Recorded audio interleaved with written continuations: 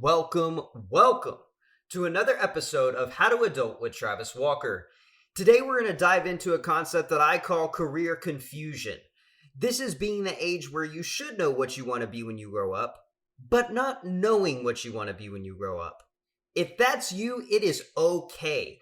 We are going to dive into the story of my sister, someone who has experienced career confusion, and we are going to learn all of the things.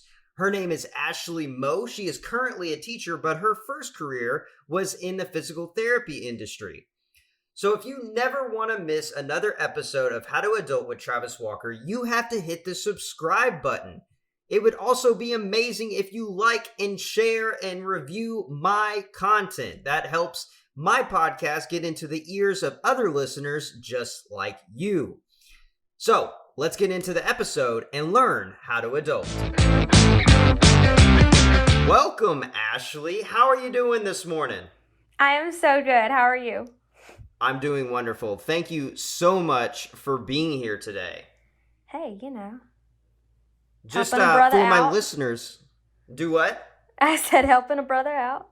Absolutely. That's actually what I was just about to say. For those listeners that don't actually know me, Ashley is my older sister, even though she's at like a 5-foot stature, but she is still my big sister. So, That's but right. She has an amazing story that we're going to learn from today. That's right. Let's go. This episode is all about career confusion, and I don't mean to insult Ashley, but I think for a while there, she was a little confused in her career, and that's okay, and that's what we're going to learn from today. We're going to learn that that is okay, and we are going to survive throughout starting our career. Yep. It's okay. You survive? It's okay. I did. And it was a little questionable for a while, but, here I am. Yes, absolutely. So just for context, how old are you and what part of the world do you live in? I am 27, almost 28. And I know you think that's old, but it's not. It's not that old. No, I'm a spring chicken. And I live... Like a fossil. All right, now, hang on. Remember, I'm the boss. I live in Houston, Texas. Very good, very good. So, coming out of high school, going into college, what is the status? What are you doing? What are you heading towards? How does this story begin?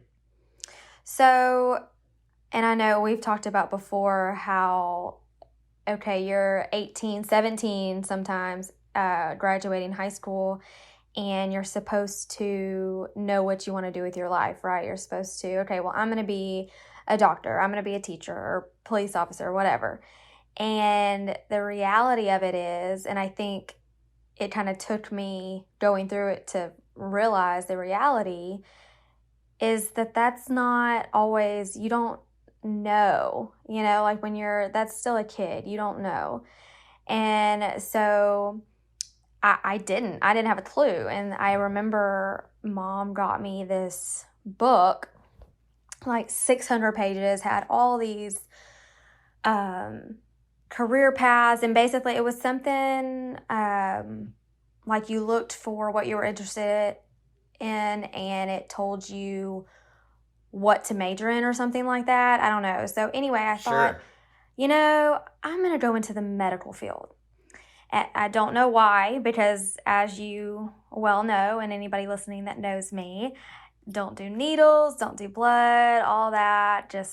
Well, it's all about the money. Is a hard pass. Well, that was definitely a perk, but I just thought, I want to help people. I want to work with people. I don't necessarily want to sit behind a desk.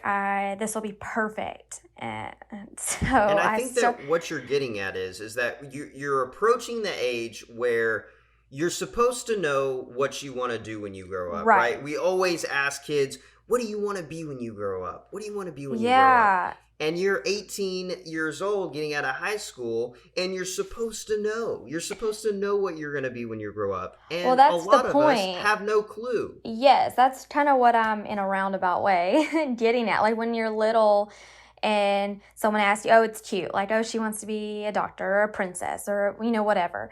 But then all of a sudden you're 18 going to college and you're supposed to have it figured out. And so I felt a lot of pressure because I didn't have a clue.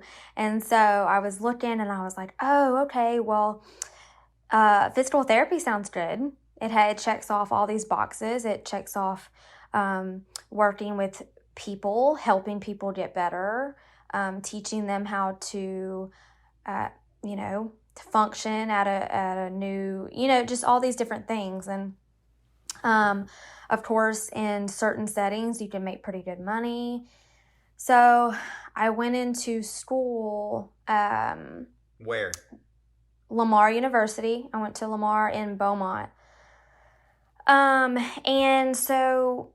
they have a really good, pre-professional program for that. And so that's what to do any sort of physical therapy, occupational therapy, anything like that.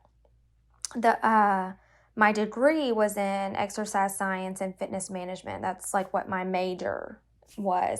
But in order to pursue any, like I said, those therapy programs, it's called a stepping stone degree. So I had to get that degree and then apply to school and get another degree, basically.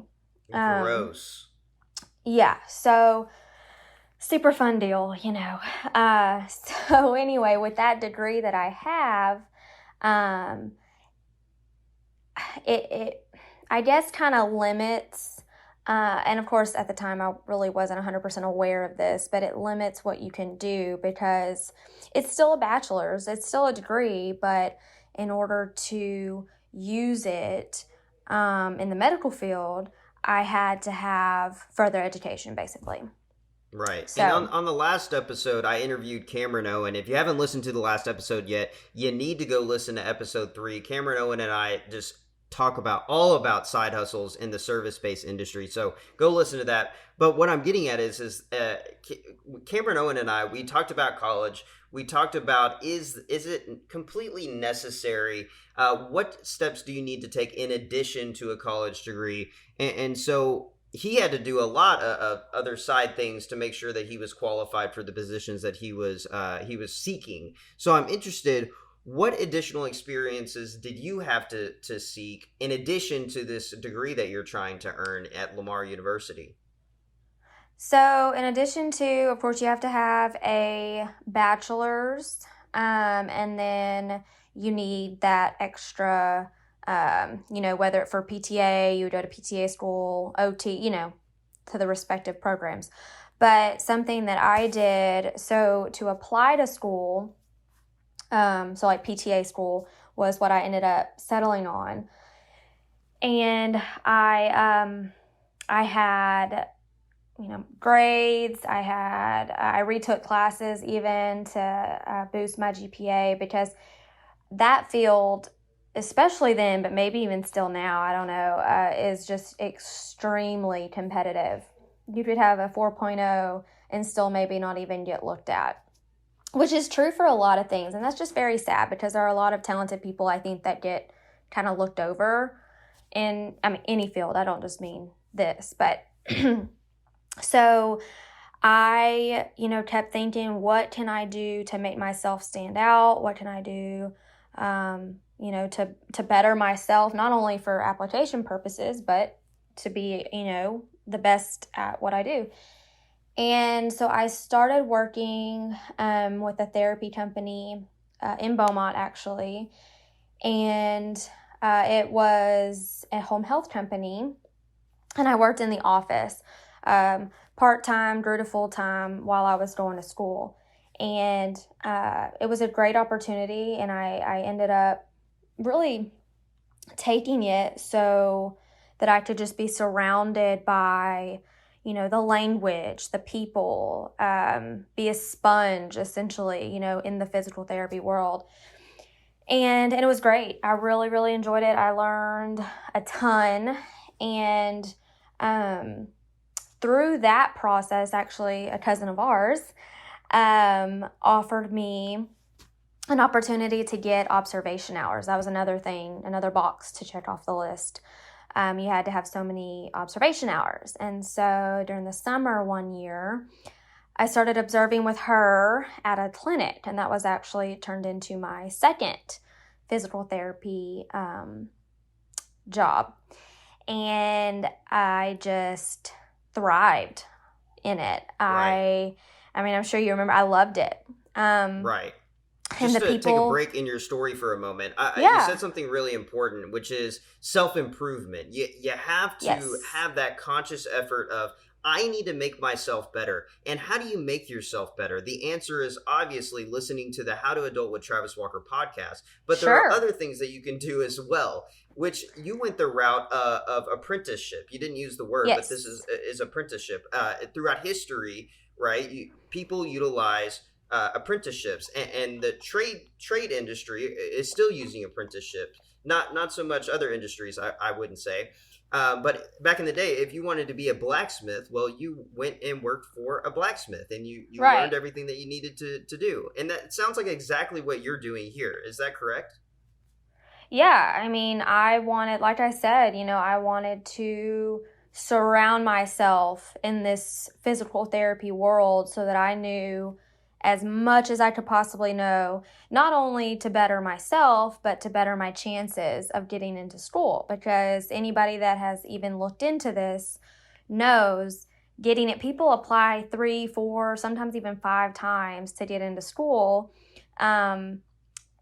Which clearly that is not what I ended up doing, but we'll get to that. So through working, kind of as you said, like apprenticeship, it turned into, a love for it. Yeah, I mean, I really did love it. And so I ended up staying there instead of going back to the home health office. And I worked in the clinic for, it had to have been a little more than 3 years, I think. And I was, running programs. I was working one-on-one with mainly the geriatric population. I did have a few kiddos, but, like sports. Actually doing the physical therapy work, right? Right. Well, I mean, I wasn't licensed, so I couldn't actually, it wasn't like my, Patients, right? right, exactly. But essentially I was the one they were looking to. And, basically just under a therapist supervision is, kind of how it worked. And so I was a therapy tech. I don't think I mentioned Right. that. That was like my title or whatever. And so I did, and towards the end of this process, or of me being there, I was running balance programs. So again, that's a lot of the geriatric population, stability, being self-sufficient, independent, things like that. And like I said, with the kids, it was more like I had some sports rehab type deals. And that was, of course, fun, because we would go outside and just different things. And with the geriatric population, though, I mean, when working for balance and stability, we were basically so that they could get up by themselves, so they wouldn't fall going to the restroom or whatever it may be.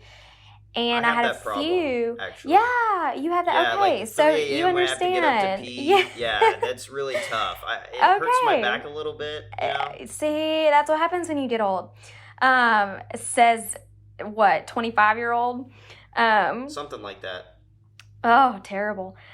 So I would have, it was all fun stuff, right? Because they didn't want to, when you think of physical therapy, they didn't want to sit there and count reps of 7. Like, no, they got tired of it. So I would do, one thing that sticks out in my mind that my little guys loved was we would dance. I would put on 50s music, and they wouldn't do anything else, but they would dance with me. And Right. so, they're working on midline. I mean, that's therapy. And so that part of it I really, really loved. And that's something that when it became very apparent that this was not my path, that's one of the skills that I thought, transferable skills, right? Because I knew that this wasn't my path. Eventually, I knew that. I found that out. But I have all this education. I have all this knowledge. I have all this experience, right? And so thinking about the transferable skills, that's one of them. Because I was teaching. I was instructing. Just sure. And so let's get you mentioned that this ends up not being your path. So let's get into the early portions of this not being your path. First, I want to acknowledge, how long are you in this first industry, this physical therapy industry? How long did you work in this industry?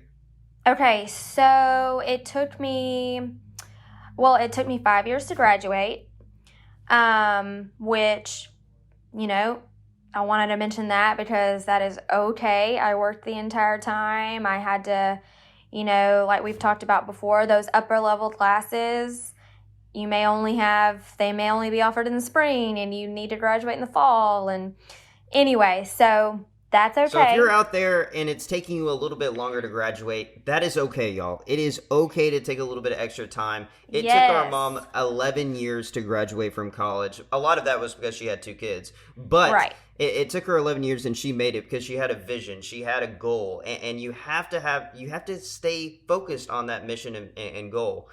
This is just a little bit of a side note, but if you're out there and you're struggling to graduate, keep going. You have to keep going. So keep telling us about how long you're in this physical therapy. Well, that's why I wanted to mention that, because I remember feeling so down and bad, like, oh my God, it's taking me this long. And this is another point I think we'll get to coming up, just putting myself on a timeline. So we'll come back to that. But so 5 years, the whole entire time that I was in school, up until actually I think 2 years after that, I think is how long it was. So 7-ish years total, I was in the physical therapy world in some capacity, whether it be home health, clinic, the office side of things, whatever. So a long, long time. And why did you stay so long? That is what I was just about to tell you, because I'm a pretty good podcast host. Yeah, it sounds pretty crazy, I'm sure. Like, oh my God, this crazy lady stayed in this. So anyway, yeah, I guess I am crazy. I don't know. But I loved it. I loved working with people. I loved, like I said, towards the end of it, I was one-on-one teaching people. Maybe it wasn't always rehabilitation. Maybe it was, maintenance, maintaining their current status or whatever. So, and I kept thinking it would work, and I kept trying to make it work. And then finally, so as I mentioned earlier, I have this bachelor's degree, right? But I can't practice physical therapy because I don't have a PTA license. Right. So to get a PTA license, you have to go to school. To get into school, like I said, is very, very difficult. It's so competitive. And, I had recommendations from some, very, very important people in the therapy world, some very well-respected people, bosses. So we're starting to get into the signs of the red flags that are starting to come up at the end of your time in physical therapy. So one of them is education. This is one, yes. Yeah, so one of them is education. So tell us about the other red flags that you were starting to see as you were ending your first career. Yeah, so that was definitely one of them. Like I was saying, the education, it just never worked out. It never lined up. So like my point of what I was saying, I had all of these things lined out. I thought for sure, and not being necessarily cocky, just confident, I thought, yeah, I'm going to get in. I have all this going for me. I was a tech for 3 years. Like, that's what they want to see. And it didn't work. And I thought, I'm getting shot down. I don't understand. It was a red flag, 100% God thing. It wasn't working for a reason. And so that was one. 2, whenever you take upper level science classes, they actually, believe it or not, expire. Like bread and milk. I mean, it's just so dumb. They I had expire. no idea. That is insane. Okay. Yes. So, it got to the point to where if I was going to apply to PTA school again, I was going to have to go back to Lamar to retake undergrad. Well, it's not undergrad. But it was upper level sciences. So, classes that I did not want to retake. Plus, financially, like I was not in the place to be able to do that. And so I really had to start thinking, like, what am I going to do? Is it worth it? And finally, that was a huge, huge red flag that made me really think, like, I don't think I can keep pursuing this. What other emotional red flags should we be looking for if we're kind of in a spot where we're a little bit career confused? What other emotional red flags should we be looking for? So I was feeling, oh my goodness, just so much pressure, so much, I was so down, like really I felt defeated. And like I mentioned earlier that we would come back to the timeline. I put this, looking back now, not realistic timeline. So if you're doing that, stop putting a timeline or putting yourself on this timeline like, oh, by the time I'm 25, I have to have a house, kids, and a career and all this. That clearly is not how it works. And that is so important, right? So our society in the United States puts all of this pressure on us, and then we allow that pressure to be put on our shoulders, and then we feel like we have to do those things. And we're seeing a shift in society today, because a lot of people are saying, I'm not doing that. I'm not going to do these societal norms. I'm going to have a kid when I'm 30. I'm going to buy a house when I'm 40. And for those of you out there that feel this pressure, it's okay to not have a house at 25. It's okay to be career confused in your late 20s. It is okay. You just have to recognize it. And then this podcast is all about taking action. So that's really important. I'm really glad you brought that up. Well, I guess looking back on the whole situation, I think that's one of the biggest things I take from it. And it was like an aha moment when I realized that's why I was so unhappy. I put myself on this timeline, and I had such a hard time when I turned 25. Not because, oh, it's the number 25. Oh my God, that's old. No, it didn't bother me that I was 25. It bothered me that I wasn't where I thought I would be. Right. I wasn't in my career. Cody and I were married, I think that summer. I was 25, 26. But anyways, mainly career-wise. Every other aspect, I was happy, I was doing good, but I wasn't where I thought I'd be. I didn't have a career, and I just thought I was such a failure because of it. And that, if nobody gets anything else, I hope they understand that point right there. That if you just stop putting yourself on a timeline, because it ended up working out, right? It just wasn't in my time. It wasn't when I thought it would. So after, all those red flags and the stars not aligning, as we have said, I really had to have a come to Jesus meeting with myself. Like, okay, I'm at this pivotal point. I need to, I can't keep going this way. I got to figure out what to do. And so really a lot of self-reflection. And I don't know if we've mentioned before already today, but our mom is a teacher. And it's so funny that we both ended up being teachers, right?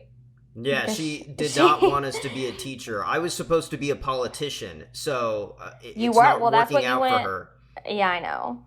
But your degree, you'll have to talk about this another time. Your degree is not in education either.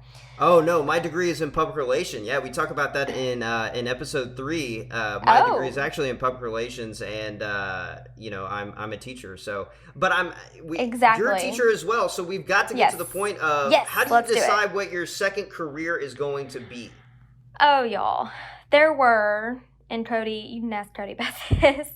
Lots of tears, lots of frustration, lots of, just brainstorming, like, oh, well, maybe I could do this. Oh, no, that won't work. And, over and over, lots of, truthfully, lots of prayer and just trying to I don't know, just waiting on, God to just drop a brick with a note like, hey, Ashley, you need to do this, this, and this, and you're going to be this when you grow up. And, that never happened, but yeah. So here I we am. talked about red flags with the first career. Yes. What were some of the green lights, if you will, for your second career? So I finally, and I guess I had been kind of fighting it, but I thought, I could definitely teach. That's something I grew up, I'm a teacher's kid, a lot of our friends and family. And so I started kind of playing around with the idea. And of course, I love the younger ones, which I know some people, you included, think I'm crazy for that. You are crazy for that. Yes, I know, but it's fine. So I started looking into it. I was like, okay, I'm working full time. Working less than full time, there is no option. That's not, going to happen.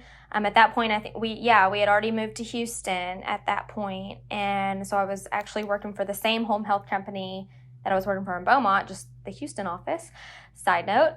So I was still in the therapy arena at that point and just super, super unhappy. And one of the green lights, so I started researching and, okay, how can I make this happen? I still have to work. I have this degree, but just how is it going to work? And actually, you and Amber both did this same program, the alternative certification. Yes. And so I started looking into that. And, it was cost effective. It was, doable, I guess and it was online based, which means, I could do it at my own pace, which was a super, super big deal. Like I said, because I couldn't afford to stop working or even, go down to part-time. And after looking into it, after talking to Cody, I finally just said, I'm gonna go and just apply. I'm gonna talk to, you had to do a little phone interview, and I just kept getting really excited about it, and that's a green light that I think people look for that, when you get excited about what you're doing and it's fun and, just all the little things about it make you happy, like the littlest things. Like, okay, let me just say this right now. Pens. Teachers out there will understand those felt tip pens. When I get those pens, y'all, okay, it's just like the best thing in the entire world. It takes Things you like to that. A different planet. I'm actually a gel pen teacher. I'm a gel pen teacher. Okay, see, but I'm the a lot felt of my tip, colleagues like the flare pens. But jumping back for a moment, you talked about the an emotional green light, which is really important. Yeah. If what you're doing makes you feel giddy, all right, like you just found the love of your life, right? And you're giddy about it. If you feel that way towards what you're doing for work, that's a green light. You have to pursue that. And if you don't, you're cheating yourself. Go. You are cheating yourself if you do not acknowledge that green light. Super duper important. So that's what I did, and I started it, and this is actually right before COVID. So right. Your first year teaching is a COVID year. We're going to get to that. How many minutes do we have left? Oh my God. We got to, okay. That could be a whole episode in itself. But before we get to the negative aspects, I want to hear more about the positive. How did you know that this was the place for you? Okay. So like I said, I was just so excited. And even going through the online school portion of it, which, parts of it, of course, were, blah, like online school. But it was content that interested me. It was learning about play-based learning, which obviously kinder teachers out there, even first and second, hello, very important. Stuff like that, just watching videos, looking at Pinterest, like all these different things, like, oh, I could do that in my classroom, or that would be fun, or whatever, like just getting so excited, kind of like right now, like I'm just so excited thinking about it, like, huge green light. If you feel that way, dude, go for it. That means you're headed the right way. And so that was a big thing. And so I started the program. I passed my content test. That was actually the first thing I did, which is a little bit out of order from what a lot of people do. And going through the traditional route, you can't do that. But so I took that test. I passed, which was, as you remember, I don't know how that happened. An ordeal. And I would need another hour to tell you about testing day because everything that went wrong did. And it was, okay. Anyways, I passed. So then I through friends of mine or whatever, I kind of like how we were talking about, being immersed in the field. And so I got a job at an elementary school back in our hometown. And I was the 3rd and 4th grade star tutoring, I guess, person. I would take 3rd and 4th graders. Yeah. So you do the same thing that you do in your first career, right? Yes, I did. Because in your first career, you do what I call an apprenticeship. And in your second career, you immediately start doing the same thing, which is an apprenticeship. And you go into a school and you start gaining experience and education. Super important. Super important. And not only to get my foot in the door, but also, like I said, with the first career path, to surround myself in the world that I want to be. So education lingo or whatever, teacher, everything, teacher day-to-day life. And so through doing that, even I worked with 3rd and 4th graders. I would pull small groups every day, but I was also, because I was already on campus, I was the go-to for subbing. Like if I needed to fill in somewhere, that's what I would do. So I had classes 1st and 2nd. I think there was a kindergarten one too. But anyway, so learning just all types of different skills, right? Well, then COVID hit.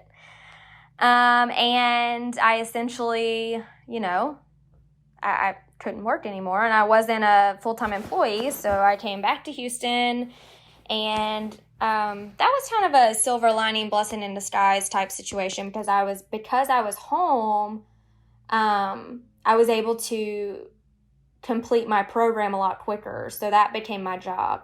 Right. Cody would work at one end of the table, and I would do my school at the other end of the table. So, COVID year. That COVID year was huge, right? So let's fast forward to you getting your first teaching job.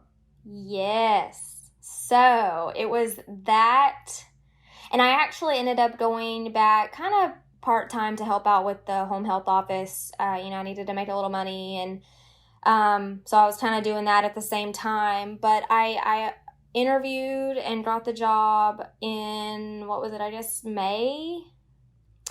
It was May, and just, they offered me, so I was applying for a 1st grade position, I believe, and they offered me kindergarten, and I was like, secretly, that's what I really wanted. I was like, oh my gosh, yes! And so get the job. And so first year teaching, in a perfect year, being a first year teacher is extremely difficult, right? And being a first year teacher during COVID, just, just makes tough. It that much, makes it that much more difficult. And so I had those things going on first year.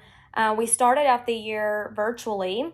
And if anybody has a 5-year-old out there, you think teaching them, keeping them engaged on a screen, oh, y'all, just, you can imagine. Full performer. Yeah, okay. So Finally, we get back face to face, and there was just a lot of gaps, and not just for kindergarten, every grade, but especially these kiddos who, they didn't get to finish their pre-K year. I had kids not being able to recognize letters and sounds and their name and things like that. There was a lot of gaps. So that, of course, made for a difficult year because we started off a little behind. And I did have quite a few behavior issues and things like that. But another thing that really kind of took its toll on me was I was still completing my certification. So doing the alternative cert program, once you get to a certain point in the program, you're hireable, which means you're not 100% certified yet, but you're to the point where you can be hired as a teacher, and then you complete, there's like different tests you have to take, and then and then you'll get your standard cert. So still completing all that, right? Well, cherry on top, I was also pregnant and dealt with an extreme amount of depression and anxiety and things that I had never really dealt with before. And so it was a very, very difficult year. I did not think I was... To acknowledge this real quick. I need my listeners to know that hard things are okay. And you have to do hard things. If you're not doing hard things, you're pushing it off. You're ignoring it. And so you have to do hard things.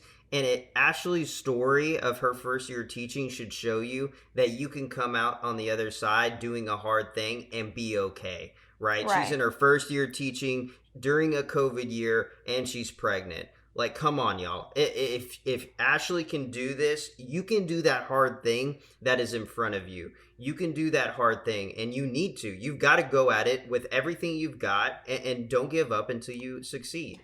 And so that's I wish really I could important. elaborate. Yeah, I wish we could go in more, maybe another time, just into like the details of this first year. Because, I mean, seriously, if anybody thinks they can't make it through something in their career, let me tell you. Okay, we need to have a conversation. But anyway, so it just unbelievable. And how we ended our year, with losing our principal, and the emotions and the toll that took on everybody. Just an unreal set of circumstances that we dealt with this year. And people kept asking me, oh, are you going to go back? Are you going to do something else? Are you going to teach a different grade? No, because last year, like I said, all these different things that made it a hard year also made me, I feel like, a better person, a better teacher, and prepared for, anything else that they can possibly throw at me, right? I mean, the types of behavior issues that I had, I am now, I feel, more equipped to deal with, because you're not always going to get a cookie cutter class or cookie cutter clients or whatever, customers, whatever it may be. Right. And so I think going through all these things, and I wouldn't have said this probably in the moment, but it was good because it helped me to grow, and it helped me. And I told Miss Allen, our previous, I told her and all of our admin team, I would have rathered it happen this way, because I now feel like I can handle anything else. Right. If I would have had a cookie cutter class, what would I have done this coming year with any type of student?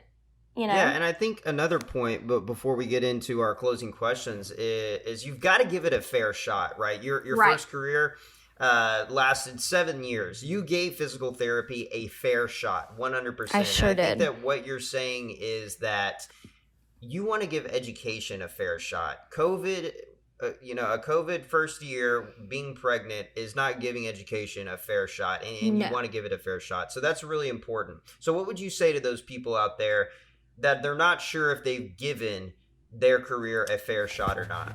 How do you know? Well, and I was about to say, like, if someone didn't hear what you just said, pause, rewind, listen to that again. Give it a fair shot, because the people that have asked me, "Oh, you're gonna leave, right? Like, you're not gonna go through that again, right?" Yep. Because last year, I've said this until I'm blue in the face. It doesn't count. I keep saying this to people. That year didn't count. That's not what kindergarten should be. That's not what anybody's first year teaching should be. It's not. If I were to judge me moving forward based on last year, I would just sit still. I mean, it's not fair to me to base my career decision or any sort of life decisions based on the past 12 months of life.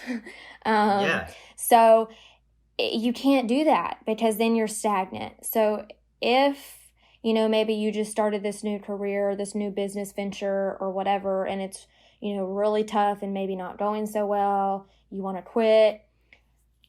I don't know, and this sounds cliche, and I'm sure you've heard this 1,000 times, but give it another go. Like Travis said, I spent 7 years in the physical therapy world, and, it ended up not working. But I gave it that shot, so I was confident in saying, no, this isn't for me. If I said education wasn't for me after 1 year of just a series of unfortunate events that's no, that's not giving it a fair shot. Right, and you have to. And you absolutely have to. To be confident in your choices. You got to be confident in your choices, not ignorant in your choices. And if you're quitting after 1 year, that is an ignorant decision, because you do not have all the information, right? For and sure. So that's really super duper important. Put yourself in a position where you can make a confident decision without much, doubt in your mind. So man, this is gold. This is gold right here. I'm so glad you think so. Let's go. I'm so glad. Let's write a book. We're going into the closing questions of the show. All right. So just a few rapid questions, and then we will get out of here. So what is some advice for someone in their 20s that still doesn't know what they want to do when they grow up? Well, learn from me. I would say my biggest thing, like I've said probably 5 or 6 times throughout this conversation, stop putting yourself on this timeline of, I need to be a CEO by the time I'm 30, or whatever your timeline may be. Retired by 30. Retire by 30, hashtag, yes. That's a joke. Me and my husband keep saying, yeah, not going to happen. But you stop doing that. If you put yourself on this restrictive, unrealistic timeline, like I was, you're going to be disappointed when things don't work out exactly how you think. And like I had to learn, not necessarily the hard way, just through a lot of, going different paths, whatever. Trial and error. I had to learn that education was my path, not physical therapy. And it took me a little longer, but that's okay. And that's how I got to where I am now. So that's my biggest thing, is just stop putting yourself on that. Yeah. And trust those red flags and the green lights, but especially those red flags. If it's not working out and not aligning, chances are you need to pivot. Got to pivot. In the words of Ross from Friends, you've got to pivot. So taking career confusion out of the conversation for a moment, just a conversation between you and I, what is something you are trying to figure out as a young adult? Well, I currently have a 4-month-old, almost 5-month-old, little nugget, and she's just, precious. However, with me doing summer school and all these different things, and Cody's also working sometimes from home, sometimes from the office. And so we're trying to manage and juggle being working parents, trying to figure out, and especially because we're not in our hometown with all of our family and everything, it's very difficult. You know, we kind of have to mainly just figure out, okay, well, what are we going to do with immigrants? What are we going to, you know, we can't do this, but we can do this and whatever. So that's, I think, our biggest, you know, trying to, as a young adult, a working parent, trying to figure out how to just make that happen on a daily basis. And we're going to have both you and Cody back on the show in a little while during my parent series, learning how to be a working parent. So that's really cool, and be looking out for that in future episodes. So to close us out, where can people learn more about you or just see pictures of a cute baby? I was going to say, I don't know what they want to learn about me other than I have a very cute baby. But to look at pictures of her, to talk to me about my crazy education journey, or journey in general, you know, depression journey, any of those types of things. Facebook, probably best bet, Ashley Meaux. I know that's hard, so I'm going to spell it. Meaux. Like a true Cajun. Like a Cajun. Here I am. Very good. Yes, that's the best way. All right, y'all. Thank you so much for listening to this episode about career confusion. I hope it helps you figure out your career, because you've got to figure it out, and it's a lot easier if you can just listen to this episode and learn some of these nuggets of gold that Ashley has dropped on the How to Adult with Travis Walker podcast. And from here, y'all, together, we're going to learn how to adult. So keep listening to the episode, follow it, review it, and if you're feeling frisky, you can donate to the cause. Whoop, whoop. What an incredible story. I hope that if you're experiencing career confusion, you will take some of the tidbits from Ashley's story and apply them to your career confusion. It is okay to be career confused, but you need to look out for those red flags and also look out for those green lights. If you are seeing those things, it might be a good time to pivot, transition, okay? So make sure that you are looking out for those things and don't stay in a state of career confusion for a long period of time. It's only going to eat away at your mental health. So make sure that you're subscribed to the podcast. Make sure you like, review, and share this podcast if you enjoyed it. And as always, y'all, if you want to donate to the cause, there is a contribution link in the description. Together, we're going to learn how to adult.